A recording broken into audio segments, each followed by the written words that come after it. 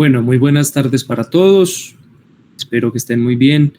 Bienvenidos a nuestro primer espacio de Club de Revista el día de hoy, que está a cargo del estudiante Isaac Santiago Arango Gil.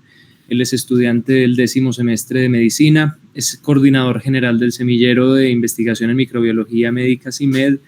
Adicionalmente a eso, pues es integrante del grupo de bacterias y cáncer, donde fue previamente joven investigador durante un periodo importante de su trayectoria académica y, como si fuera poco, es adscrito a la Asociación Colombiana de Infectología.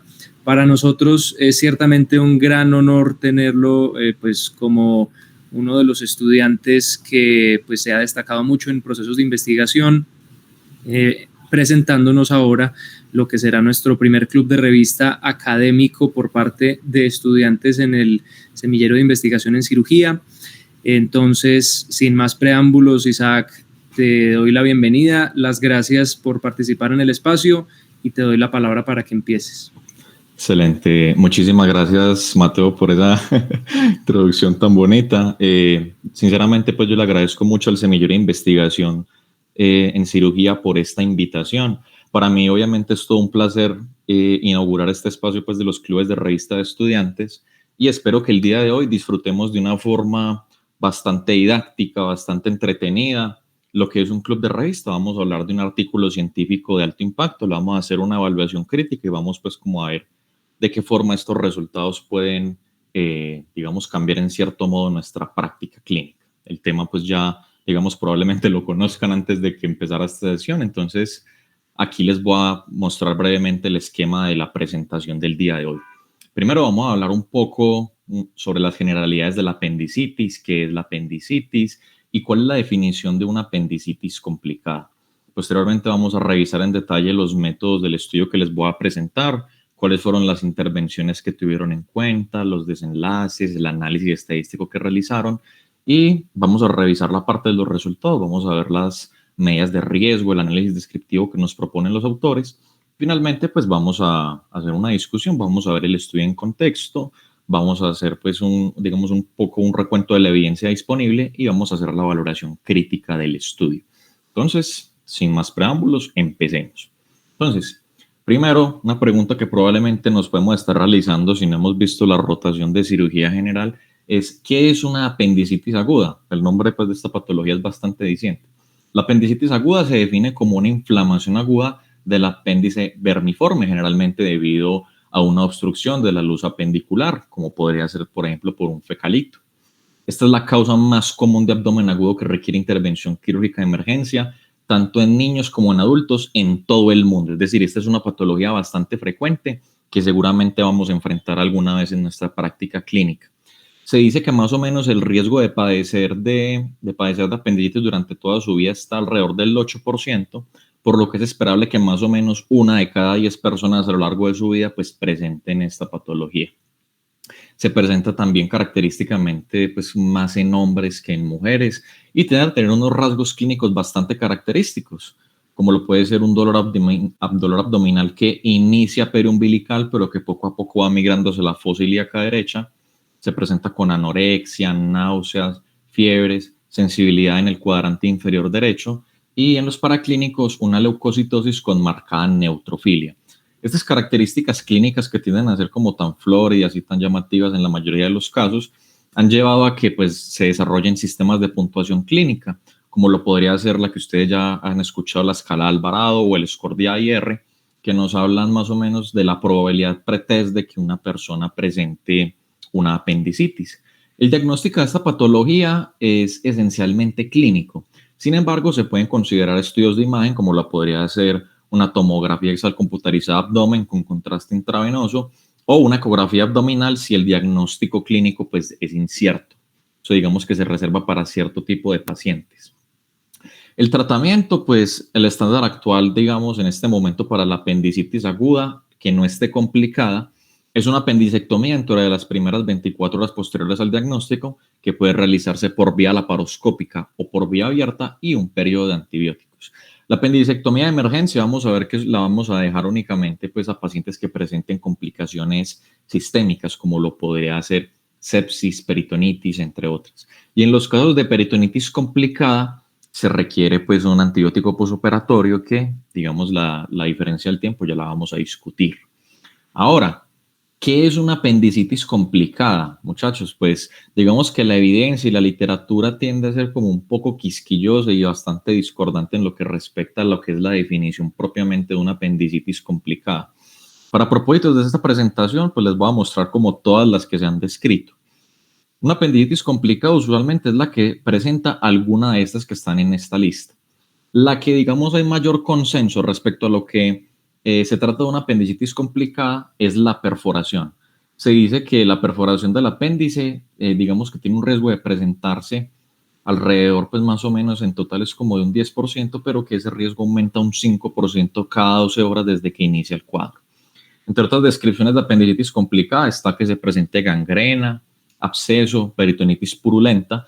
Estas también son definiciones que tienden a ser aceptadas, aunque hay algunos ensayos clínicos que no las incluyen, pero también hay otras definiciones, como lo podría ser una masa inflamatoria, también conocido como flemón o plastrón apendicular, un apendicolito, que pues es una concreción de heces que se desarrolla en el apéndice que puede obstruir la luz apendicular, eso también se denomina como fecalito. También que se presente un tumor apendicular o incluso necrosis, que pues nosotros sabemos que la definición de necrosis tiende a ser un poco más celular, más patológica y pues digamos que es, al simple ojo es yo difícil diferenciar si un tejido pues digamos presenta necrosis. Estas que están aquí coloreadas en gris, digamos que se debate si son una complicación debido a que se ha visto que esto más que una complicación derivada de la apendicitis muchas veces es la causa. Por ejemplo, el apendicolito puede ser la causa de la apendicitis. Si se presenta un tumor maligno del apéndice, esa puede ser la causa de la apendicitis, entre otras cosas. Entonces, por eso, digamos que está ahí como ese debate. Y pues evidentemente, cualquier apendicitis que no cumpla con ninguna de estas cosas, pues va a ser una apendicitis no complicada. ¿Sí o qué? Aquí pues estamos viendo una tomografía de abdomen con contraste. Digamos que aquí en esta zona que estoy señalando aquí, que estoy subrayando, se puede ver el apéndice que se encuentra edematizado y adicionalmente observamos una lesión, una estructura muy bien definida, hiperdensa, que esto digamos que es la imagen característica de un fecalito. Y también podemos ver... Sí, señor. Isaac, disculpa, es que en este momento parece que perdiste la cámara y adicionalmente se quedó congelada la presentación en la diapositiva de complicaciones. Ok, dame un segundo, reviso a ver el internet. Ahí tengo acceso a internet.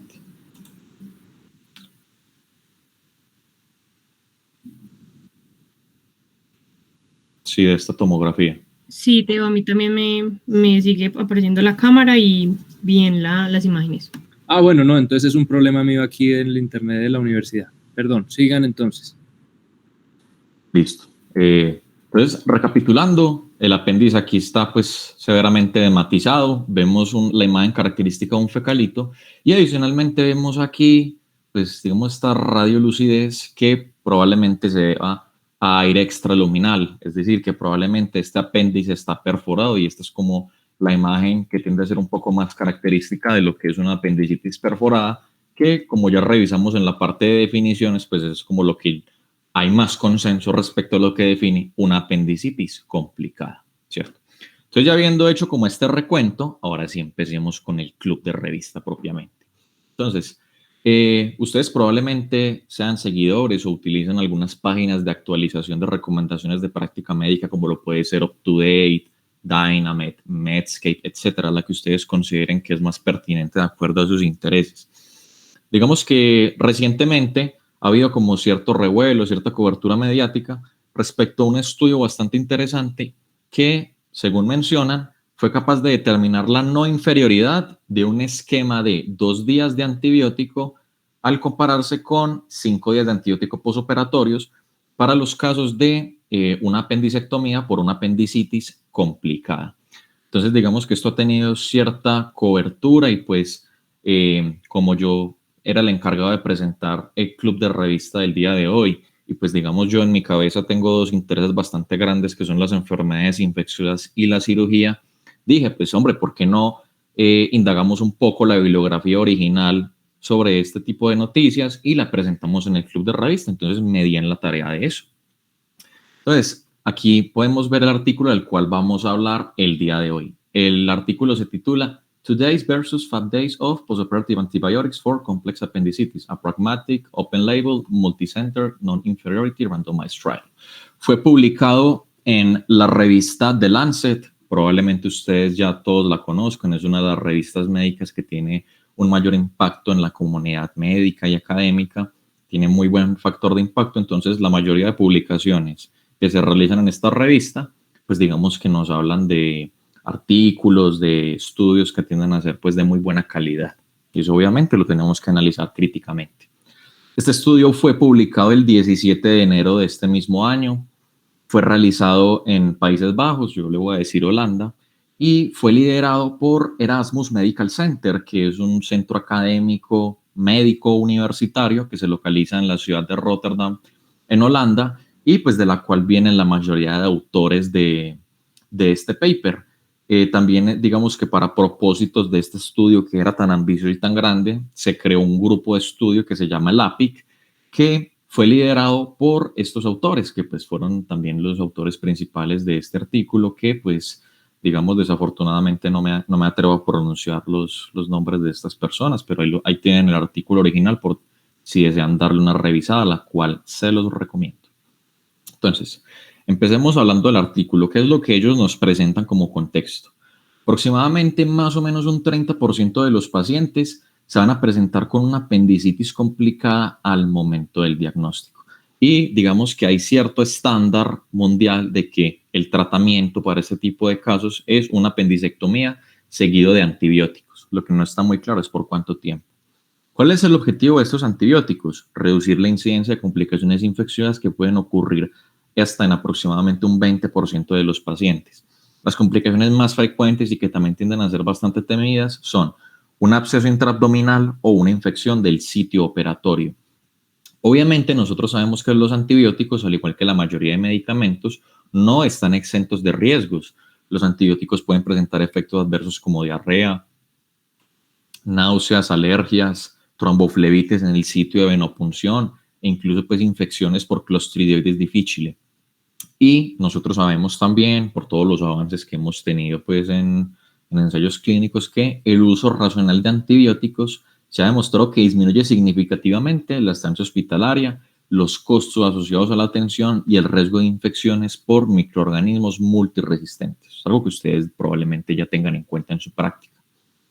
Ahora, algo que tener en cuenta también, y es que en el año 2015, en New England Journal of Medicine, fue publicado el trial llamado Stop It. Este estudio demuestra que en el caso de infecciones intraabdominales complicadas, después de un adecuado control de la fuente, 4 días de antibiótico intravenoso no es inferior a un periodo más prolongado. Es decir, se ve que no hay como mayor beneficio de utilizar antibióticos por un tiempo superior a 4 días.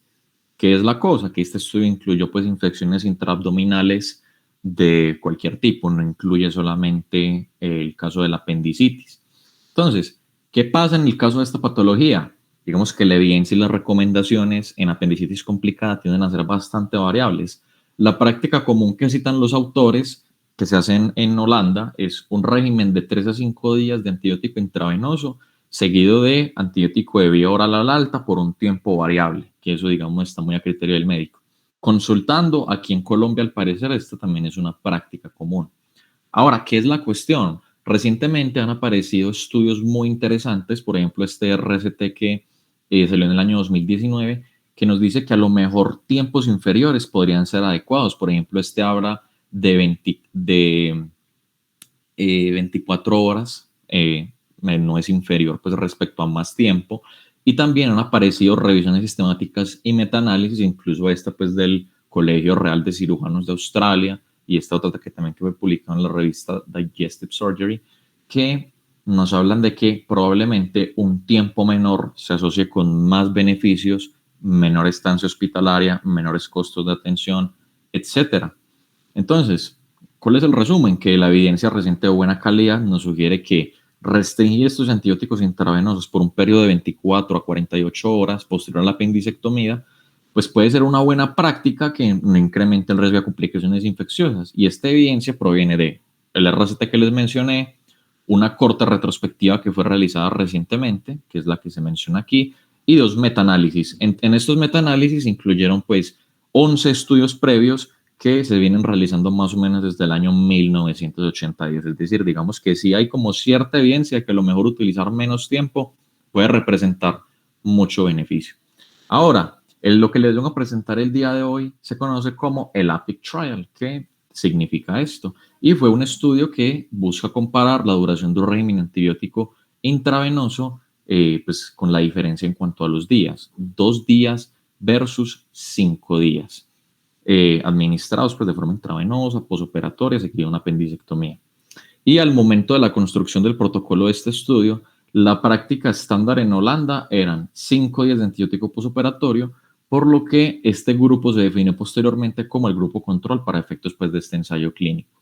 Ahora, ¿por qué evaluar un régimen de 2 días? ¿Por qué no 24 horas? ¿Por qué no 3 días? Esto se debe a que pues, los resultados de 7 estudios de corte que se citan en el artículo original sugieren que 3 días o menos podría ser suficiente para tener un buen control de la infección. Y también las guías alemanas, que pues como nosotros sabemos, los holandeses y los alemanes tienden a tener como ciertas similitudes culturales y también incluso en cuanto a su sistema de salud. Los alemanes recomiendan mínimo 3 días de antibiótico, de los cuales 2 deberían ser intravenosos.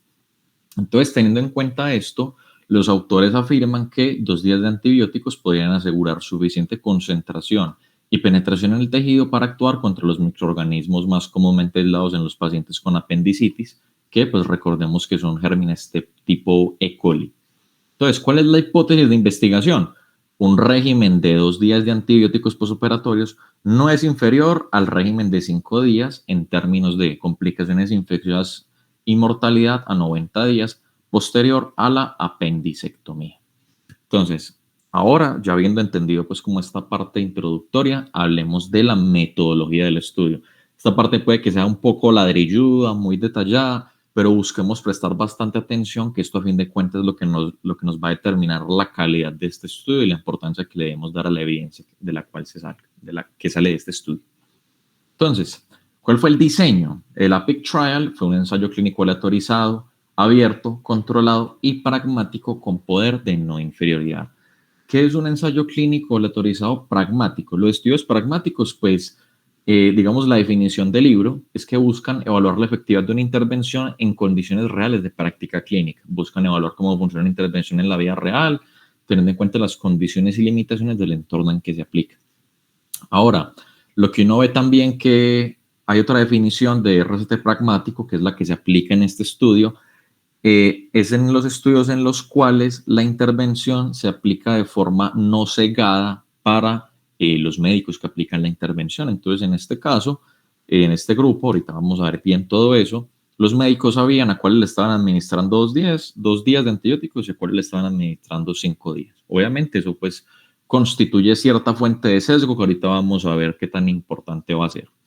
Y también los estudios de no inferioridad, pues como su nombre lo dice, que aunque pues a veces no es como tan obvio, en este tipo de estudios la hipótesis es que el tratamiento experimental no es necesariamente más efectivo que el tratamiento probado, pero es estadísticamente no inferior, es decir, no es inaceptablemente menos efectivo, que pues en cristiano, en palabras más sencillas, es que no hay diferencia entre 2 intervenciones.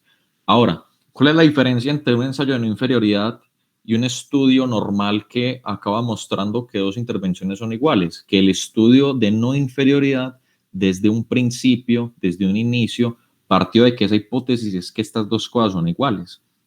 Esa es la diferencia.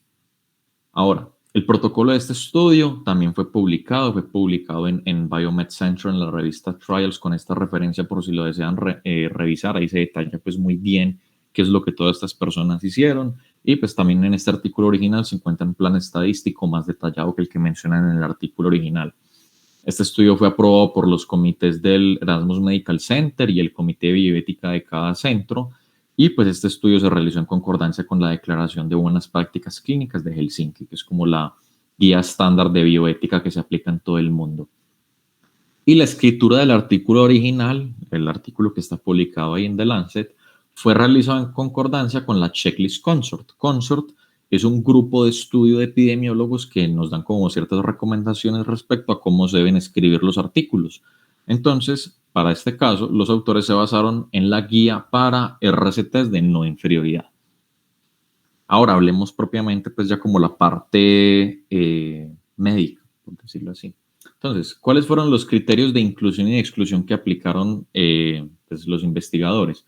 Criterio de inclusión, el más importante obviamente, pacientes con diagnósticos de apendicitis aguda y que presenten todos los siguientes: una edad mayor o igual a 8 años, una clasificación ASA de 1 a 3, que esta clasificación pues nos habla del riesgo quirúrgico que tienen los pacientes, entonces que no, digamos, no tengan mucho riesgo, y que tengan un diagnóstico de apendicitis complicada, que para efectos de este estudio se define como la presencia de necrosis, perforación o absceso determinado de forma intraoperatoria. Es decir, que esas otras definiciones que le mencioné ahorita, que más inflamatoria, que fecalito, que estas otras cosas no las tuvieron en cuenta, solamente las que mencionan aquí. Y entre los criterios de exclusión, tuvieron en cuenta pacientes embarazadas, inmunocomprometidos, pacientes que tuvieran contraindicación para los antibióticos que estaban evaluando, o que no haya habido la posibilidad de un control adecuado del sitio durante la cirugía, entre otros criterios de exclusión que son bastantes, por si los quieren revisar, están bien detallados. Y también otra importante es, por ejemplo, personas que no sean capaces de dar su consentimiento informado, ya sea por una barrera legal o del lenguaje. Ahora, ¿cómo se abordó a los pacientes? ¿Cómo se eligieron? Primero, pues se abordaron buscando su consentimiento en la participación de este estudio antes o después de la cirugía. Todos los pacientes diligenciaron un consentimiento informado y se desarrolló un video educacional para explicar pues en qué consiste el proceso de consentimiento, las implicaciones de eso y las generalidades del estudio. Aquí tienen el videito pues en YouTube. Es bastante entretenido, lo malo es que está en holandés, entonces pues ahí lo pueden ver con subtítulos, ahí explican bien todo en qué consistió pues como este estudio. Los pacientes provienen de un centro académico de referencia, del Erasmus Medical Center que les comenté, y de 14 hospitales universitarios a lo largo de todo Holanda.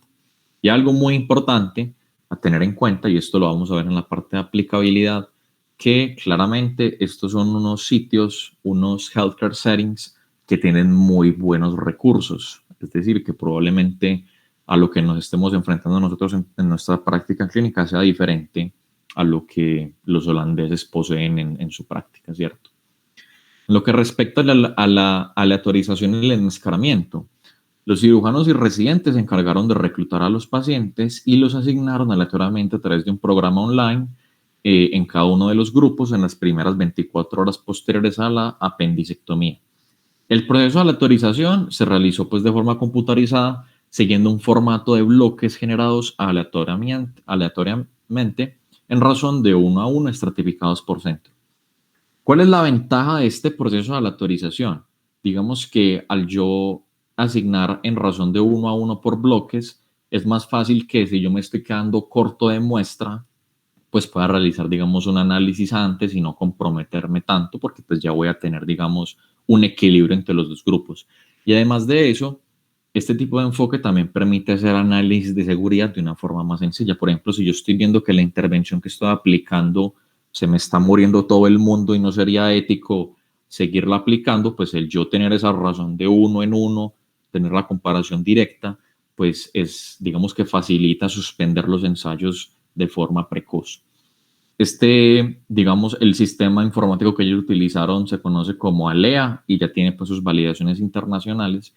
Y lo que yo les comenté, los médicos tratantes ni los pacientes fueron cegados del tratamiento recibido por problemas de viabilidad. Ahorita vamos a discutir a más profundidad eso, el problema de viabilidad, pero para que sepamos, eso puede ser una fuente de sesgo que, pues, digamos, tanto el paciente como el médico sabía que le estaban dando. Ahora, ¿cuáles fueron las intervenciones? ¿Cuáles fueron los antibióticos que se compararon? Entonces, se aleatorizaron en 2 grupos, 2 días versus 5 días de antibióticos intravenosos postoperatorios. El esquema evaluado consistía de 2 antibióticos. Un primer antibiótico que podía ser ceftriaxona 2 gramos una vez al día o cefuroxima 1.5 gramos 3 veces al día.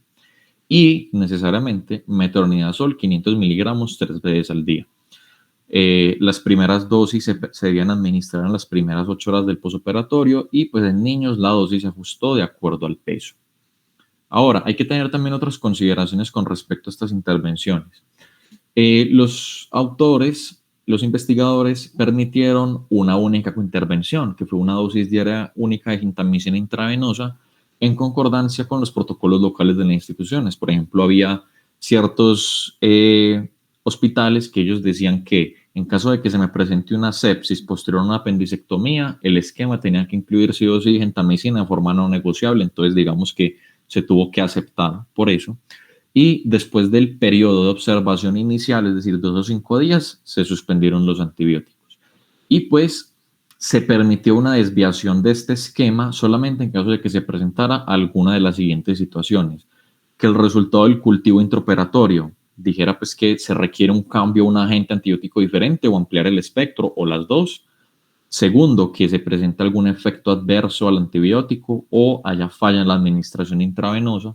O tercero, que se presente una complicación infecciosa postoperatoria soportada por estudios de laboratorio imaginológicos que requiere el reinicio, ampliar el espectro o cambio de antibiótico. Y pues no se permitió el cambio a vía oral debido a preocupaciones en la penetración tisular. Entonces, recordemos, antibióticos intravenosos, idealmente ceftriaxona, cefuroxima y metronidazol. Eso es lo más importante. Las pruebas diagnósticas, la profilaxis y la técnica pues se siguió de acuerdo a los estándares de cada hospital. Los cirujanos y residentes se entrenaron en los procedimientos del estudio, por ejemplo, identificar los criterios de inclusión, exclusión, consentimiento, etc. Los estudios posoperatorios, imágenes laboratorios se realizaron de acuerdo a las indicaciones clínicas y protocolos locales y estos son los criterios de alta hospitalaria para que el paciente se vaya para la casa. Ausencia de fiebre por lo menos 24 horas, tolerancia a la vía oral, que el paciente se pueda movilizar por su propia cuenta y control del dolor adecuado con analgésicos orales. Y el seguimiento clínico posterior, por ejemplo, que viniera en 3 días o en una semana, fue de acuerdo al criterio del médico tratante. 4 semanas después, los pacientes recibieron pues, por correo electrónico una encuesta para determinar el costo de la hospitalización en cuanto a su productividad. Y también 90 días después de la apendicectomía, el coordinador del ensayo clínico buscó comunicarse telefónicamente con los pacientes por una entrevista estructurada y determinar algunos desenlaces, que eso lo vamos a ver con más detalle ahorita. Espérenme, tomo agüita, qué pena.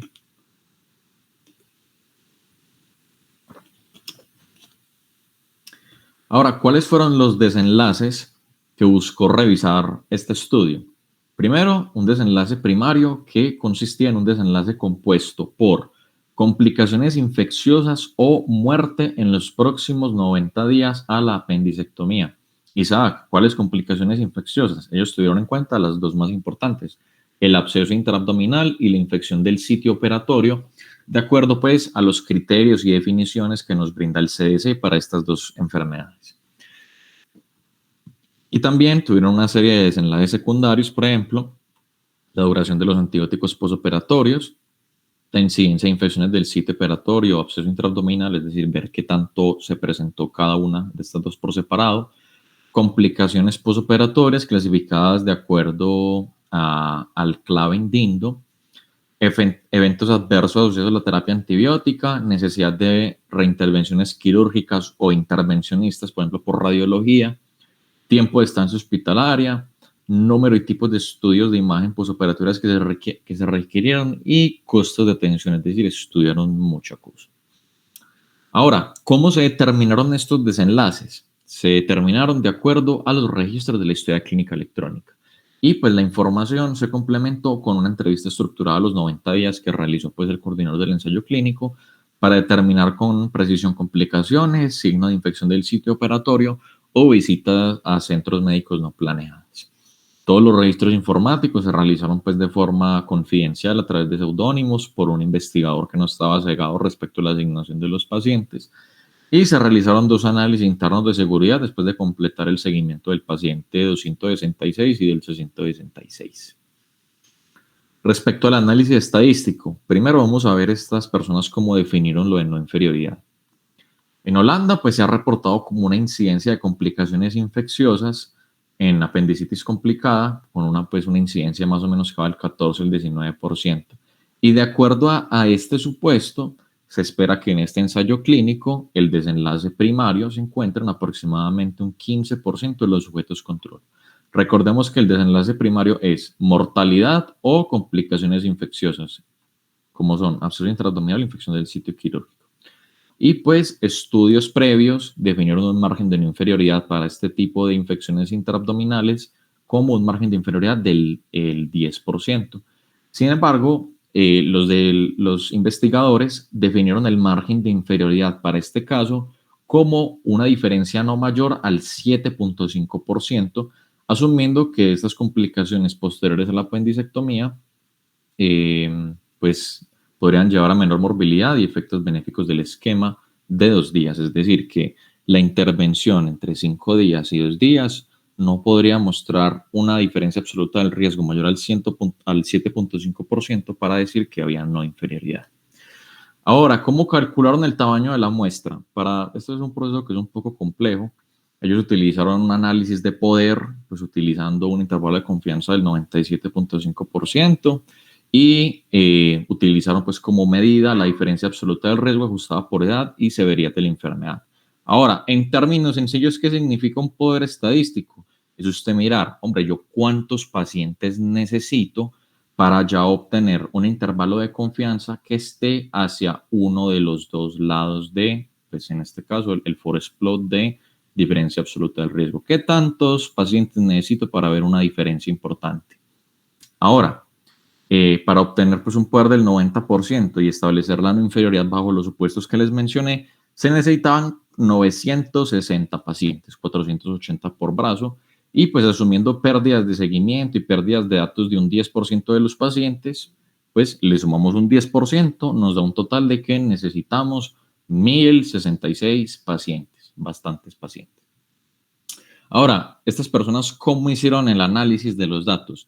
Ellos hicieron 2 tipos de análisis que probablemente ustedes ya los hayan escuchado en epidemiología. Análisis por intención a tratar y análisis por protocolo. ¿Qué significa análisis por protocolo? ¿Cómo se define eso, análisis por protocolo? El protocolo lo definieron de acuerdo pues al grupo, si será del grupo de 2 días o de 5 días. La adherencia al protocolo en el grupo de 2 días se definió como haber recibido al menos 6 dosis. Y en el grupo de 5 días se definió como haber recibido al menos 15 dosis. Pacientes que no cumplieron la adherencia fueron excluidos del análisis por protocolo, con excepción de las 3 reglas mencionadas previamente: los resultados del cultivo, los eventos adversos o las complicaciones postoperatorias. Y el análisis por intención a tratar incluyó todos los pacientes, sin importar si fueron adherentes o no. Ahora, Isaac, ¿uno para qué hace este tipo de cosas? Yo para qué hago un análisis por protocolo, para qué hago un análisis por intención a tratar.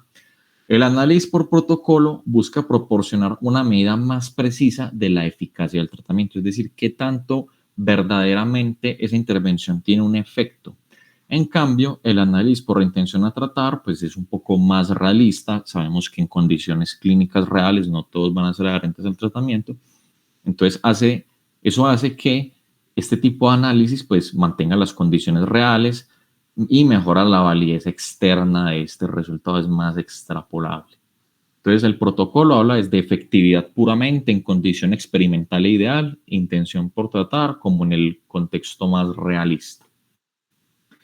Ahora, ¿cuáles fueron los métodos estadísticos que utilizaron para determinar el desenlace primario? Para el caso pues, del desenlace primario, que era mortalidad y complicaciones infecciosas, ellos la medida que utilizaron para el análisis fue la diferencia absoluta del riesgo. Y las variables que tuvieron en cuenta para realizar el ajuste fueron la edad, que convirtieron la edad, que es una variable continua, que pues son varios números, la convirtieron en una variable categórica, es decir, por debajo o por encima de la media de edad, que en este caso fue de 51 años, y también lo ajustaron por la gravedad de la enfermedad, lo volvieron una variable categórica, ausencia o presencia de perforación o absceso como variables categóricas. Este es un método que, digamos, ya está validado por diferentes estudios y ellos realizaron un forest plot para graficar la diferencia absoluta del riesgo, desglosando por edad, gravedad del apendicitis y aproximación quirúrgica. Puede que ustedes no me estén entendiendo lo que les estoy hablando aquí, pero ahorita con el gráfico, con la imagen, lo vamos a entender súper bien. Y pues adicionalmente realizaron un modelo de regresión logística para identificar predictores del desenlace primario. Vamos a ver bien eso. En cuanto al desenlace secundario, hicieron un análisis un poco más sencillo, hicieron un análisis univariado, utilizaron pues la prueba de chi cuadrado para variables categóricas, utilizaron el Mann-Whitney para variables continuas y pues tuvieron en cuenta el clásico valor de P menor a 0.05 para considerarlo estadísticamente significativo. Y adicionalmente, ellos realizaron un análisis de subgrupos para los desenlaces secundarios en pacientes que recibieron un abordaje abierto. Esto ténganlo en mente porque ahorita vamos a ver qué implicación tiene eso. Algo encontraron en el análisis que dijeron, estos pacientes que tienen un abordaje abierto, toca hacerle un análisis diferente. Ahorita vamos a ver bien eso. Y también en otras consideraciones, en caso de que hubiese ausencia de información, como pues de los predictores, es decir, de las covariables o de los desenlaces, se realizó imputación de la información. ¿Qué significa imputar la información? Yo hacer, de acuerdo a diferentes herramientas estadísticas, una estimación de cuál podría ser el valor de ese desenlace o de ese predictor. Afortunadamente, pues no hubo como pérdida de información, no hubo cero, lo cual es surrealista en cierto caso. Los datos los analizaron con SPS y R y pues este ensayo fue registrado debidamente y la fuente de financiación no tuvo ningún rol en el ensayo, interpretación o publicación de los resultados. Entonces, ahora vamos a la parte más interesante de este estudio, que son los resultados. ¿Qué es lo que nos muestra esto de 2 días versus 5 días? Entonces, empecemos pues como por el clásico diagrama de flujo en el cual se muestra cuántos pacientes hicieron parte de cada grupo. Entonces, entre abril del año 2017, 2 de abril del 2017 y 3 de junio del 2021, se hizo screen de 13.297 pacientes y se determinó pues criterios de inclusión y exclusión. 12.201 pacientes fueron excluidos, pues 9.427 eran inelegibles pues por diversas cosas, por ejemplo que tenía una apendicitis no complicada, porque era un paciente menor de 8 años, porque había otras condiciones ya mencionadas, o porque pues digamos había cierta barrera del lenguaje. Y de los pacientes que eran elegibles, fueron excluidos pacientes que no quisieron participar en el estudio, que pues digamos se retrasó o hubo cierta dificultad en la inclusión debido a razones del COVID-19, porque vean las fechas en las que se realizó este ensayo clínico, 13 por diversas razones, un clear, bueno. El punto es que al final acabamos con 1.066 pacientes en el ensayo clínico, que era el número era justamente el número que se necesitaba para cumplir con los supuestos estadísticos que pues ya mencionamos. Ahora, estos 1.066 pacientes fueron asignados aleatoriamente a cada uno de los 2 brazos, al brazo de 2 días o al brazo de 5 días.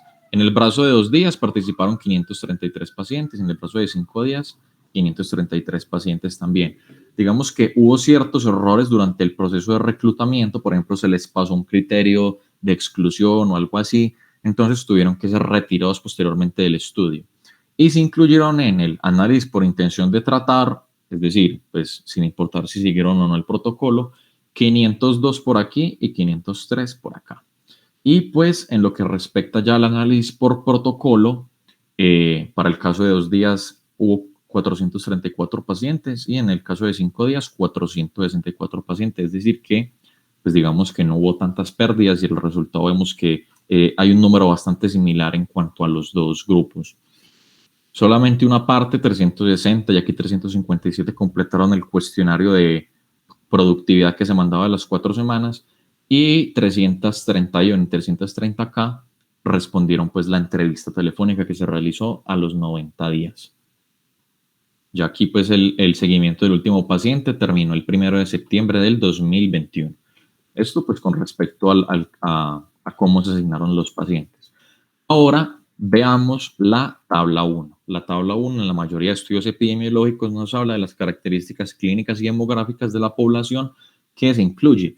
Entonces, ¿nosotros qué debemos mirar en la tabla 1? Nosotros siempre debemos enfocarnos en qué tan comparable era la población, es decir, qué tan similar era en cuanto a sus características basales. Si nosotros vemos que hay diferencias, a lo mejor, pues, por ejemplo, que hubiesen sido pacientes mayores en un grupo de estudio, pues a lo mejor los pacientes tienen un peor pronóstico y se podrían sesgar los resultados. Entonces, lo que vamos a ver aquí es buscar que sea similar.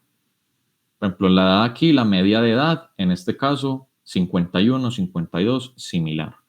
La distribución de las edades, los pacientes pediátricos hacen parte un 10% acá, un 12% acá, muy similar. Los adultos presentan una población similar en ambos grupos, al igual que los adultos mayores. Vemos que la distribución en cuanto al sexo es exactamente igual. La distribución en cuanto al ASA en los dos grupos es exactamente igual. Y la diferencia, pues, en cuanto al índice de masa corporal, pues, no hay diferencias significativas. Aquí 26, aquí 25. En cuanto a la duración de los síntomas, previo, pues, o sea, hasta el momento del diagnóstico fue de 2 días con un intervalo muy similar. La temperatura corporal en el grupo de 2 días fue de 37.5, aquí 37.6, muy similar. El heart rate, el pulso, similar. El recuento, pues, de glóbulos blancos, muy similar. La concentración de PCR, pues, casi idéntica. El uso, pues, de imágenes diagnósticas también fue muy similar en los dos grupos, y la presencia, pues, de fecalito en la imagen también fue muy similar. En lo que respecta, pues, al uso de antibióticos intravenosos, pues, en la sala de emergencias fue idéntica. El uso de profilaxis preoperatoria fue igual. El uso de técnicas laparoscópicas para el caso del grupo de 2 días fue del 96%, para este caso fue del 94%, similar. El tiempo de operación fue similar. Y aquí podemos ver que, pues, la clasificación de la apendicitis de acuerdo al hallazgo operatorio fue casi idéntica en ambos grupos. Entonces, digamos que después de haber revisado esto, podemos afirmar con cierta certeza que nuestros grupos son comparables y, por lo tanto, hicimos una muy buena aleatorización. Entonces, digamos que evaluando la calidad interna de este estudio, en lo que respecta a la parte de aleatorización y comparabilidad de los grupos, podemos que son bastante similares. Ahora hablemos de los desenlaces. Entonces, para que interpretemos bien esta tabla, aquí en esta columna podemos ver grupo de 2 días, grupo de 5 días, y aquí podemos ver las medidas de riesgo. La diferencia absoluta del riesgo en un análisis univariable, es decir, teniendo en cuenta solamente cada una de estas cositas que vemos aquí, y un análisis multivariable que ajustaba de acuerdo a todas estas variables que estamos viendo aquí. Y aquí también tenemos el OR en un análisis univariable y multivariable, y aquí vemos el análisis por intención a tratar, que recordemos es el de las condiciones un poco más realistas, y el análisis por protocolo, que es el en condiciones ideales, es decir, pues ajustado por la adherencia que hubo al tratamiento. Entonces, recordemos, desenlace primario se definía como complicación infecciosa, definida como absceso intraabdominal, infección del sitio quirúrgico o mortalidad. Este desenlace primario se presentó en 10% en el grupo de 2 días y en 8% en el grupo de 2 días.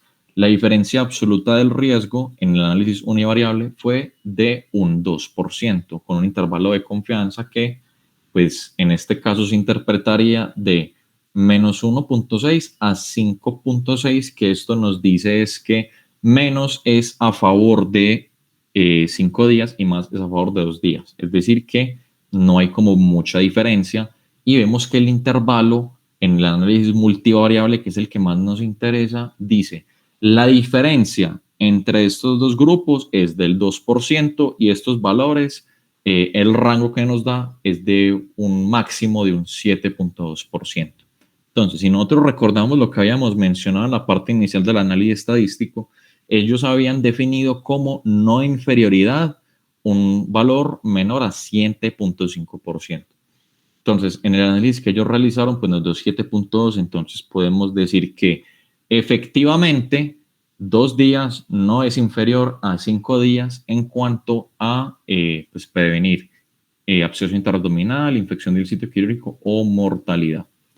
Y ahora, si nosotros lo queremos interpretar pues como el odds ratio, es decir, como la capacidad que tiene cada uno de estos dos grupos de predecir qué tanto pueden presentarse estas infecciones, estas complicaciones, me disculpan, vemos que el valor es de 1.28 en el análisis multivariable, que pues hay un que va de 0,719 a 1,769, es decir, que no hay diferencia, pues digamos, no hay un valor estadísticamente significativo y por lo tanto, estar en alguno de estos grupos no predecía presentarlos. Entonces, en otras palabras, también podemos decir que pues no había como diferencia en cuanto a 2 o 5 días para prevenirlo.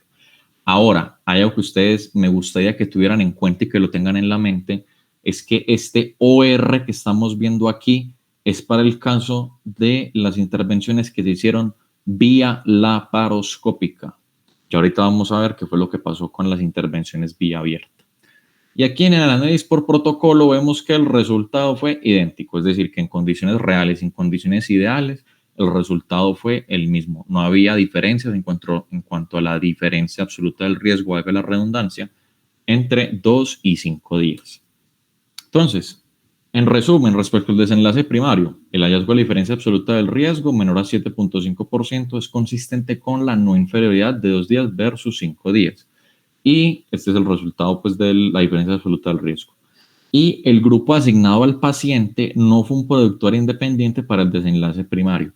No hay diferencias estadísticamente significativas en cuanto al riesgo de presentarlo. Eso es lo que les estaba mencionando aquí del OR. Sin embargo, muy importante que tengan en cuenta, en el análisis de regresión logística se encontró que había una interacción entre el grupo asignado y la aproximación quirúrgica laparoscópica versus vía abierta con un valor estadísticamente significativo. ¿Qué quiere decir este cuento de la interacción? Que pues digamos que había cierta relación entre presentar pues una intervención vía abierta y tener diferencias en cuanto a predecir el desenlace primario, mortalidad, infección, etc. Ahora, ¿qué fue lo que pasó? Cuando ellos estadísticamente hicieron el ajuste, se dieron cuenta que para pacientes que presentaron un abordaje abierto, el OR, el desenlace primario, fue de 10.82, con un intervalo que va de 1.23 a 95.2, en desventaja del grupo de 2 días. Es decir, que si usted lo metieron al grupo de 2 días, es más probable que, en caso de que usted le hayan realizado un abordaje abierto, presente un peor resultado. Es decir, que para los pacientes que presentan un abordaje abierto, 5 días de antibióticos al parecer va a ser como lo óptimo. Ahora, mirando esto de una forma un poco más gráfica, desglosada por edad, por si presentaba pues complicación quirúrgica o por el abordaje. Entonces vemos que no hay diferencias en cuanto al riesgo entre pacientes que sean menores a 51 años o mayores a 51 años, lo cual pues está en el objetivo del estudio. Hay no inferioridad. También en cuanto a si se presentaba absceso o perforación, si estaba ausente, pues no había diferencia en el riesgo, si estaba presente una diferencia en el riesgo, pero vean que cuando el abordaje se realizaba de forma abierta, la diferencia en el riesgo acababa favoreciendo al grupo de 5 días, ¿cierto? Entonces, en este grupo pues, de intervención abierta, pues a lo mejor se benefician de eso. Y pues si ya nosotros miramos todos los pacientes, vemos que si hacemos el pool, efectivamente no había diferencia en cuanto a la diferencia absoluta del riesgo, valga la redundancia. Eso con respecto a los desenlaces, al desenlace primario, mortalidad, complicaciones. Ahora miremos qué diferencias hubo en cuanto a la parte de los desenlaces secundarios. Aquí en esta columna podemos ver al grupo de 2 días, aquí vemos al grupo de 5 días y aquí vemos pues la medida de efecto, que para las variables categóricas, es decir, sí o no, era un OR el que se muestra acá, y para el caso pues de las variables continuas vemos una diferencia de la media absoluta. Entonces veamos aquí por ejemplo, lo que no está en ningún color o está rojito significa que no hubo diferencias. No hubo diferencias en cuanto a la adherencia al protocolo y hubo diferencias, que esto pues puede que sea bastante obvio, hubo diferencias en cuanto al número de días que se administró pues el antibiótico y el número de dosis que se administró, evidentemente pues diciendo que el grupo de 2 días tuvo un menor tiempo de administración de antibióticos. Eso es una conclusión bastante obvia. En lo que respecta a las complicaciones posoperatorias, vemos que no hubo diferencias en cuanto a cualquier tipo de complicación, pero si nos ponemos a desglosar de acuerdo a los tipos de complicaciones, vemos que los del grupo de 2 días tuvieron una incidencia mayor en lo que respecta a complicaciones de clase 2, que aquí ustedes pueden ver el valor que pues, es estadísticamente significativo que presenten más tipos de complicaciones de estas. Ahora, no hubo diferencias en cuanto a reintervenciones, por ejemplo, pues una reoperación, un drenaje percutáneo, pero sí la necesidad de reintervención, que aquí se me fue el colorcito, no, qué pena, esto aquí tampoco hubo diferencias, pero en cuanto a los efectos adversos de los antibióticos, vemos que pues si nosotros comparamos un grupo que recibió 5 días antibióticos y otro que recibió 2 días, pues lo esperable es que el grupo que recibió menos tiempo el antibiótico haya presentado un menor número de efectos adversos, y efectivamente fue así. El grupo de 2 días presentó menos efectos adversos. Y también, algo muy importante, la estancia hospitalaria posoperatoria fue menor en el grupo de 2 días, un desenlace que es de bastante importancia.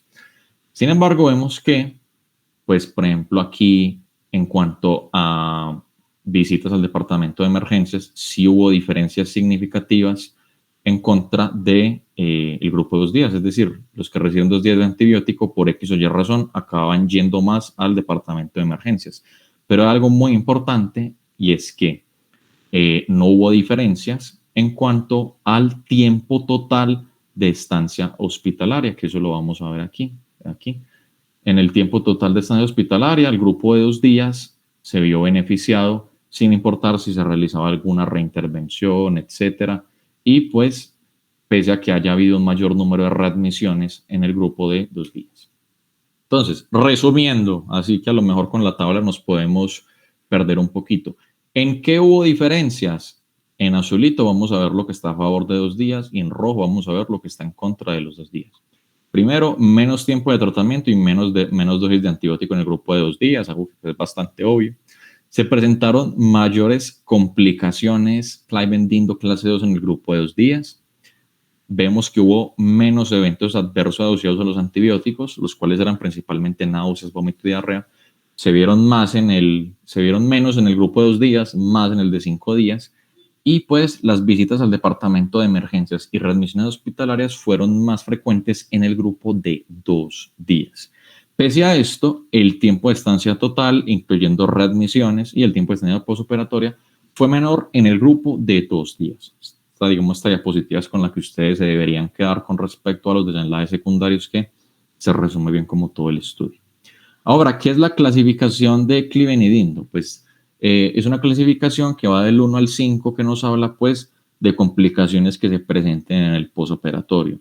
Un Clyven-Dindo de 2 se refiere por ejemplo, al uso de tratamiento farmacológico diferente, por ejemplo, a soluciones electrolíticas, antieméticos, antipiréticos, a lo normal, o uso de transfusiones sanguíneas o hemoderivados y nutrición parenteral.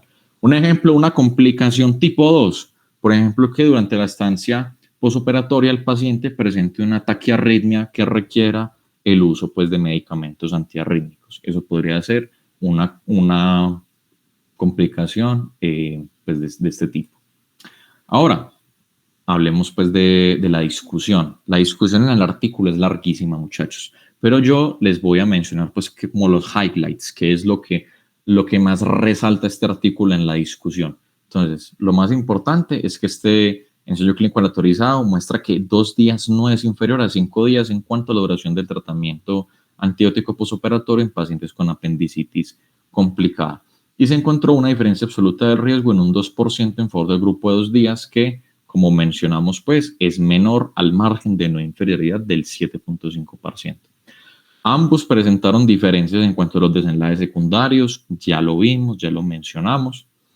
Y pues este estudio soporta, si ustedes miran pues los desenlaces que se presentaron independientemente de si fue el grupo 1 o 2, que tratamientos mayores a 5 días no son adecuados una vez se alcanza un adecuado control de la fuente en infecciones interabdominales. Es decir, que en general todos los pacientes de este estudio, toda la población, se benefició de haber recibido tratamiento antibiótico, ¿cierto?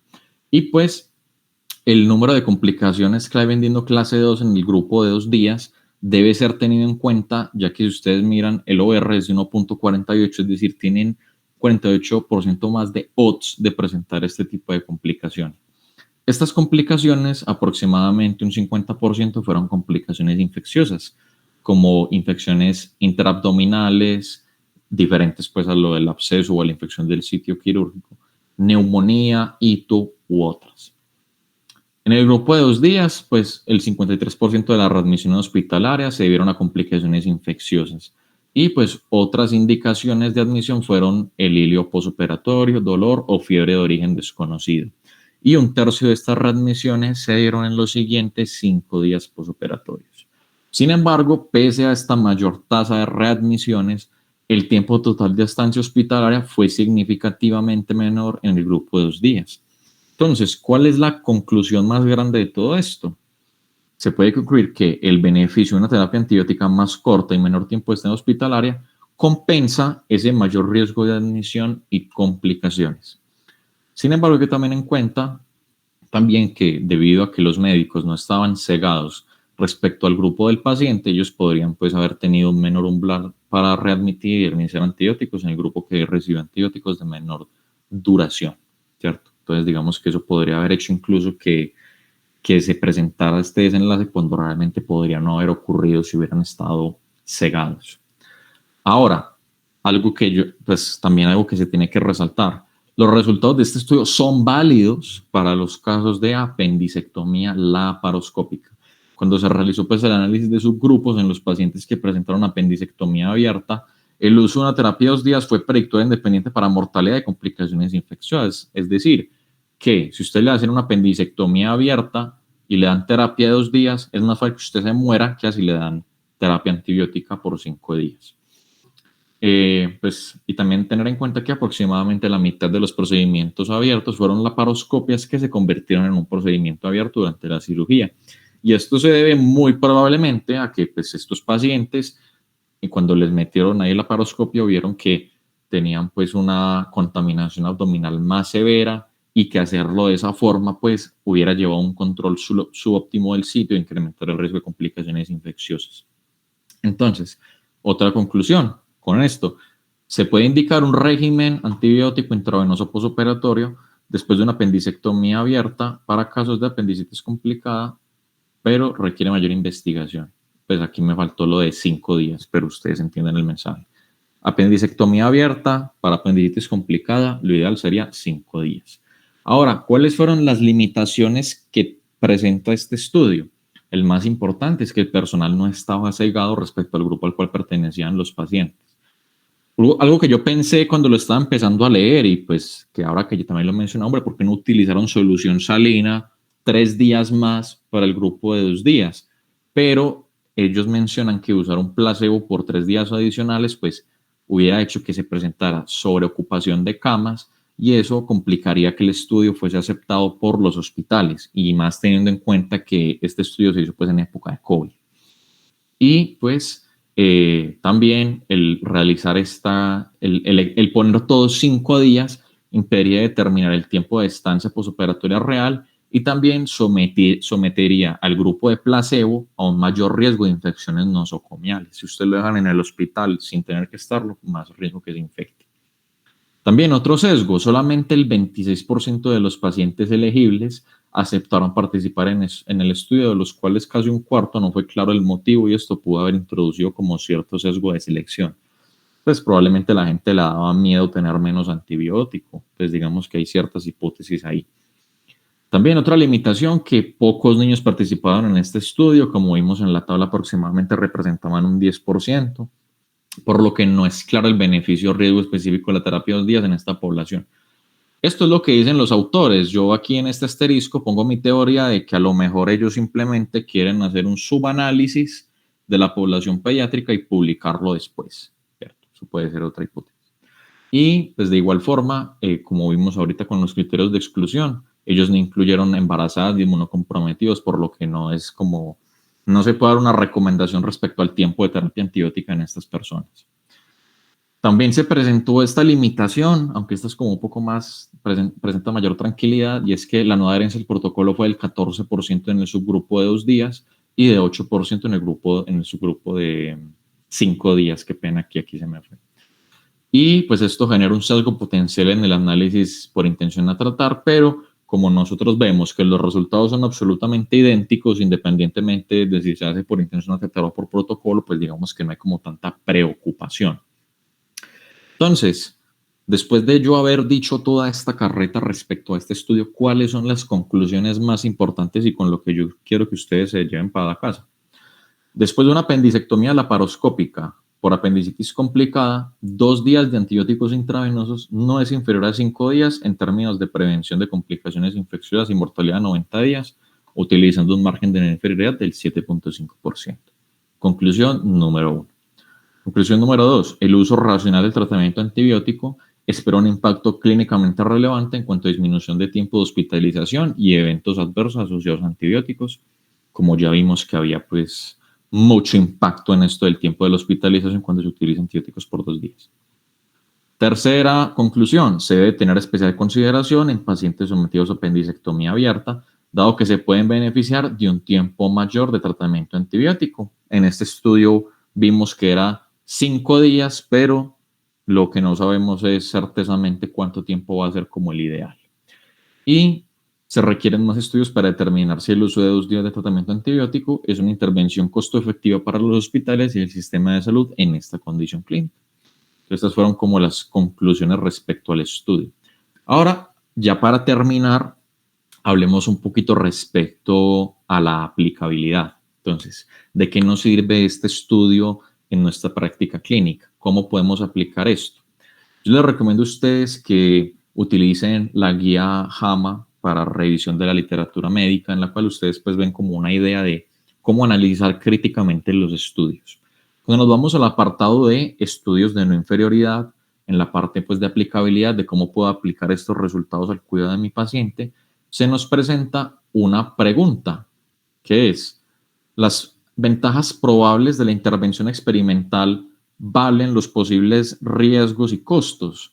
Y esto se puede desglosar en 3 preguntas importantes. Entonces, ¿es un ensayo de no inferioridad simplemente un ensayo fallido de superioridad modificada para poner una cara feliz a un resultado triste? Esto puede que parezca muy charro, pero ustedes no saben la cantidad de ensayos clínicos y estudios en general que dicen que esta intervención es mejor a esta y se acaban dando cuenta que realmente son iguales. Entonces ellos, en vez de publicar el resultado triste, ellos dicen: no, es que nosotros queríamos probar que había no inferioridad. En el caso de este estudio, si ustedes se van al protocolo, si se van a la literatura original, este estudio desde hace tiempo estaba planteado como un ensayo de no inferioridad. Entonces, por lo tanto, digamos que este artículo nos da una respuesta positiva a esta primera pregunta. Efectivamente, este estudio desde el principio fue planteado como un ensayo de no inferioridad. Siguiente pregunta. ¿La intervención que demostró ser no inferior presenta otras ventajas o desventajas aparte de su efectividad? Por ejemplo, efectos adversos, costos, disponibilidad o bioética. Digamos que esta pregunta vale más, por ejemplo, para cuando la comparación, la intervención que estoy probando, tiende a ser muy novedosa y por lo tanto es muy cara e incluso puede ser riesgosa. Pero si nos vamos estrictamente a esto de 2 versus 5 días, vemos que 2 días es más barato, es más disponible yo tener 2 días de antibióticos que tener 5 días. Voy a presentar menos efectos adversos, evidentemente, y de acuerdo a las conclusiones que nos brindaron los autores, pues digamos que los beneficios en este caso superan los riesgos. Entonces, según mi criterio, esta segunda pregunta también tiene una respuesta afirmativa. Y la tercera pregunta es: ¿la intervención que demostró ser no inferior, qué tan aceptable o alineada está con los intereses, valores y preferencias de sus pacientes típicos? Si nosotros nos vamos, por ejemplo, a los pacientes que vamos a ver en nuestra práctica diaria, en un centro similar al de estos estudios, por ejemplo, en San Vicente Fundación, Pablo Tobón Uribe, Hospital Alma Mater de Antioquia, nosotros a lo mejor podríamos encontrar que las personas, pues digamos, pueden tener unas consideraciones similares en cuanto a las personas que las tuvieron en este estudio, los pacientes originales, por decirlo así. Ahora, digamos que ¿qué tanto un paciente ve beneficio entre 2 o 5 días? Esa es una discusión que ustedes deben de tener claramente con cada uno de los pacientes, pero si ustedes les dan cuenta de los efectos adversos y los probables beneficios, según mi criterio, es probable que la mayoría de los pacientes vean como aceptable tener un tiempo menor de tratamiento, irse para la casa más rápido, por decirlo así. Entonces, esta tercera pregunta, de acuerdo a mi criterio, que claramente puede ser diferente del de ustedes, es afirmativa esta tercera pregunta. Entonces, qué pena yo aburrirlos tanto, este club de revistas y quedó como un poquito largo. De verdad les agradezco muchísimo por su atención y estoy aquí totalmente dispuesto a responder todo tipo de preguntas que tengan con respecto al estudio, evidentemente. Isaac, qué excelente presentación de este artículo nos acabas de dar. Nuevamente, pues ahí yo retomo esa última invitación que tú haces a manifestar sus preguntas para estos 37 que estamos aquí en la reunión.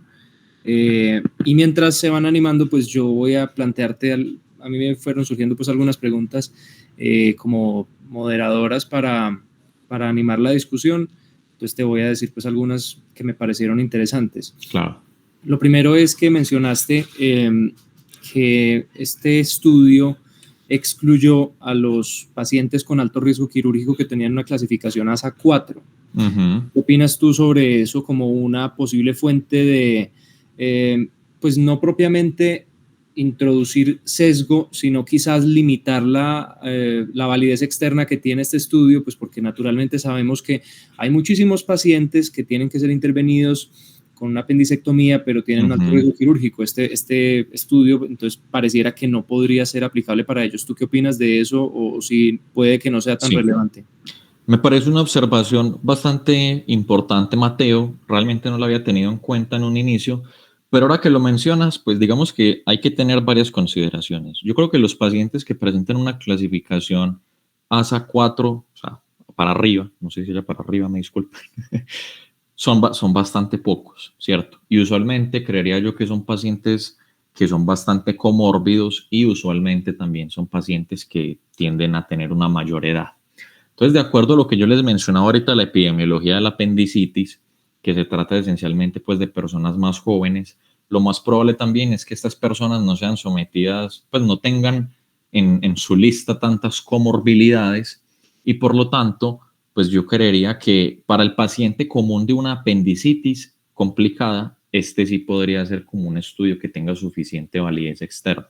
Pero como muy lo mencionas bien, a lo mejor en estos pacientes que digamos tienen un mayor riesgo, que están más complicados, el uso pues de una terapia de mayor tiempo, habría que ver qué beneficios o qué riesgos puede tener, pero me parece una puntualidad muy importante, Mateo. Eso es lo que yo creo.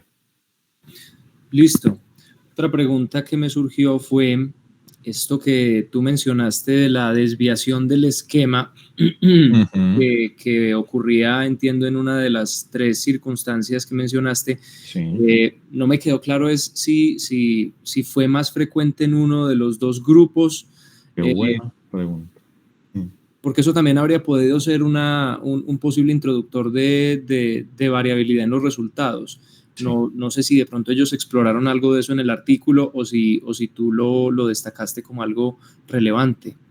Sí, a mí me parece una pesquisa muy importante y es que como nosotros vemos incluso en el análisis por protocolo, ellos tienen en cuenta como haber cumplido el protocolo, incluso pues haber hecho parte de esas desviaciones de los esquemas. Sin embargo, en este estudio, en el paper original, que algo también me llamó la atención, no se muestra bien qué porcentaje de pacientes presentaron ese tipo de desviaciones y por lo tanto no nos es posible determinar si hubo más o no desviaciones en un grupo que en el otro. Entonces, ahora que lo mencionas, yo creo que eso sí puede haber sido una fuente introductoria de sesgo. Ahora, de qué tanta magnitud fue ese sesgo, habría que mirar si hubo diferencias importantes en cuanto a los grupos, pero desafortunadamente en el estudio no lo muestra. Parece muy importante eso que mencionaste, Mateo, muy importante. Ahí creo que alguien había abierto su micrófono, no sé si pues querían hacer una pregunta, si en algún momento lo quieren hacer son bienvenidos a hacerlo, pero mientras tanto pues yo voy a hacer una preguntita, no sé si es la última o la penúltima, pero es que me llamó mucho la atención en una de las tablas que tú mostraste sobre los desenlaces secundarios. Yes. Ahí en verdecito resaltaste esa estancia hospitalaria que es más prolongada, como digamos inicialmente sería intuitivo en el grupo que tuvo una mayor duración del tratamiento. Sin embargo, me llama la atención es que eso está en horas y pues digamos que las horas no corresponden como propiamente a que haya terminado el esquema antibiótico y entonces le dan de alta inmediatamente al terminar el esquema antibiótico, sino que por ejemplo entonces el grupo de los 2 días se demoró que como 3 días en salir y el otro grupo se demoró como el doble. Entonces no sé, pues tú qué consideras de, pues es que realmente a mí sí eso se me hizo un poco extraño, no sé tú qué opinas de eso. Sí, o sea, hay 2 desenlaces que a mí sí me parecen como obvios. Uno de ellos es, por ejemplo, el número de días en los cuales se administró pues, antibiótico, evidentemente va a ser mayor en el grupo de 5 días. Y hay otro desenlace que sí me parece pues, como un poco, digamos, que no es tan útil, que es el de el tiempo de estancia posoperatoria en cuanto a horas y en cuanto a días, que también aquí, pues aquí no hubo diferencias. Pero hay algo que tener en cuenta y es que, digamos que puede que este desenlace inicial realmente no nos es tan importante por lo que tú ya mencionas. El grupo que va a estar 5 días, pues va a tener evidentemente un mayor tiempo de estancia, pues digamos, en esa primera hospitalización.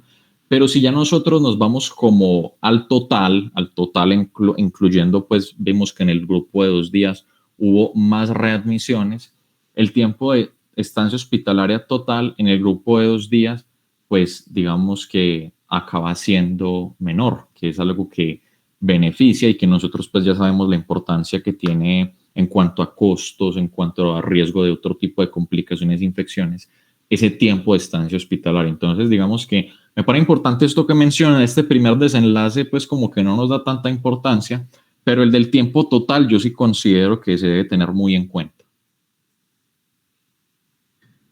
Perfecto. Sí, no, yo creo que ya con eso pues queda más que resaltada la importancia de los desenlaces que tú enunciaste ahí. Sí.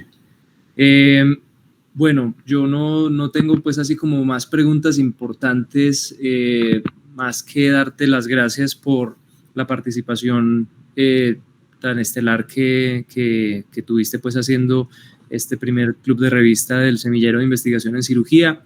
Creo que estamos abriendo, en vez de cerrando con broche de oro, abriendo con broche de oro, si eso se puede decir así, y agradecerles pues a los participantes que tuvimos en esta sesión. Fue una sesión pues bastante exitosa en ese sentido de asistencia y los invitamos a seguir pendientes a los canales de WhatsApp y de Instagram donde estamos compartiendo nuestras programaciones para los eventos siguientes, en los que esperamos nuevamente tener la participación de mi estimado doctor Arango en lo posible en eventos próximos. Muchísimas gracias, Mateo, y muchísimas gracias a todos por su atención. Espero que esto haya sido pues de su interés y que ojalá algún día cirujanos generales que van a salir de acá obviamente tengan la oportunidad de practicar lo que vimos acá. A lo mejor incluso por allá evidencia de 1 minuto de antibiótico, quién sabe, pero listo. Ya lo veremos más adelante. Muchas gracias. Hasta luego. Muchas gracias, Isaac. Una feliz noche. A todos ahí queda el QR proyectado en pantalla para firmar la asistencia. Si no les queda tan fácil, porque de pronto estén por el celular o algo por el estilo, también quedó el enlace pegado en el chat de Google Meet. Entonces, bueno, muchísimas gracias por 5ª vez, Isaac, y entonces seguimos ahí al pendiente de los próximos desarrollos del Semillero de Investigación en Cirugía. Hasta luego, gracias.